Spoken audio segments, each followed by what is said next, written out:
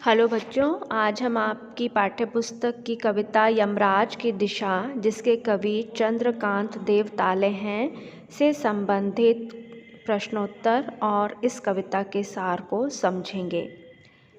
कविता है, माँ की ईश्वर से मुलाकात हुई या नहीं कहना मुश्किल है, पर वह जताती थी जैसे ईश्वर से उसकी बातचीत होती रहती है और उससे प्राप्त सलाहों के अनुसार जिंदगी जीने और दुख बर्दाश्त करने के रास्ते खोज लेती है। कविता की इन पंक्तियों में कवि कहते हैं कि उनकी माँ की ईश्वर से मुलाकात होती है या नहीं यह नहीं बता सकते, लेकिन वह जिस तरह से कवि को समझाती थीं और जिस तरह से अपने जीवन को जीती थीं, उनके जीवन में आने वाली समस्याओं का सामना करती थीं, तो उससे लगता था जैसे वह सारा कुछ ईश्वर से प्राप्त सलाहों के अनुसार कर रही हैं। जैसे हम छोटे होते हैं तो हमारे मम्मी पापा भी हमें समझाते हैं, अच्छे बुरे का ज्ञान देते हैं और बोलते हैं कि अगर हम ये करेंगे तो भगवान खुश होंगे और अगर हम ऐसा करेंगे तो भगवान नाराज़ हो जाएंगे। तो कवि को माँ की बातें सुनकर हमेशा ये लगता था जैसे माँ की ईश्वर से मुलाकात होती होगी और वो उन्हें इस तरह से सलाहें देते होंगे। माँ ने एक बार मुझसे कहा था कि दक्षिण की तरफ पैर करके मत सोना, वह मृत्यु की दिशा है और यमराज को क्रुद्ध करना बुद्धिमानी की बात नहीं। तब मैं छोटा था और मैंने यमराज के घर का पता पूछा था। उसने बताया था, तुम जहाँ भी हो वहाँ से हमेशा दक्षिण दिशा में। माँ की समझाइश के बाद दक्षिण में पैर करके मैं कभी नहीं सोया और इससे इतना फ़ायदा ज़रूर हुआ, दक्षिण दिशा पहचानने में मुझे कभी मुश्किल का सामना नहीं करना पड़ा। कविता की इन पंक्तियों में कवि लिखते हैं कि जब वह छोटे थे तब उनकी माँ ने एक बार उनसे कहा था कि दक्षिण की तरफ पैर करके मत सोना, क्योंकि वहाँ यमराज का घर है और यमराज जो हैं वो मृत्यु के देवता हैं। क्योंकि वे मृत्यु के देवता हैं तो यमराज को क्रोधित करना बुद्धिमानी की बात नहीं है। कवि आगे लिखते हैं कि तब मैं छोटा था और जैसे बच्चों के मन में जिज्ञासा होती है, जानने की इच्छा होती है, तो जिज्ञासावश मैंने अपनी माँ से यमराज के घर का पता पूछा था।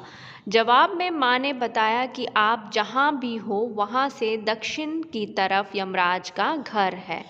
कवि कहते हैं कि इससे मुझे इतना फ़ायदा ज़रूर हुआ कि मैं दक्षिण दिशा को बहुत अच्छे से पहचानने लगा और दक्षिण दिशा की तरफ पैर करके फिर कभी नहीं सोया। आगे कविता में कवि लिखते हैं, मैं दक्षिण में दूर दूर तक गया और मुझे हमेशा माँ याद आई। दक्षिण को लांघ लेना संभव नहीं था, होता छोर तक पहुँच पाना तो यमराज का घर देख लेता, पर आज जिधर भी पैर करके सो वही दक्षिण दिशा हो जाती है।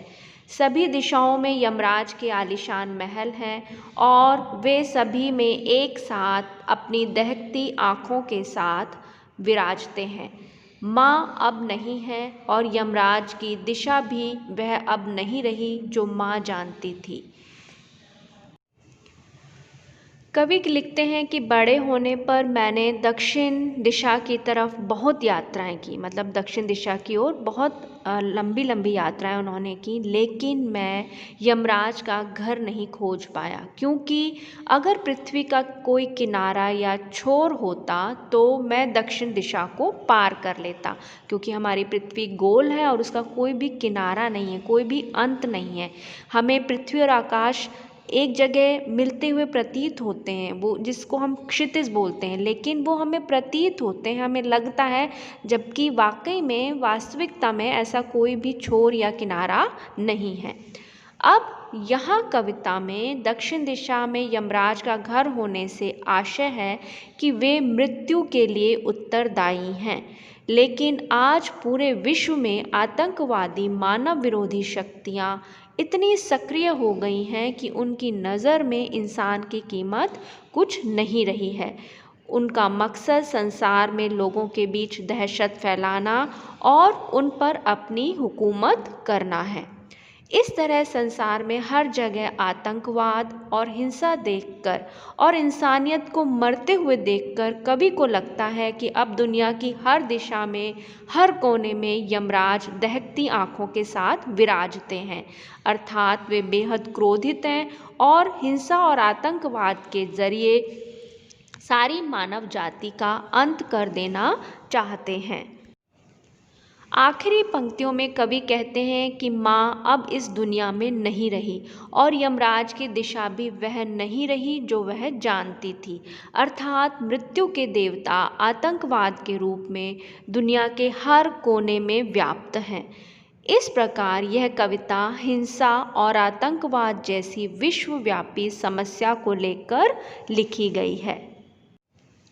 आपकी पाठ्य पुस्तक का पहला प्रश्न है, कवि को दक्षिण दिशा पहचानने में कभी मुश्किल क्यों नहीं हुई?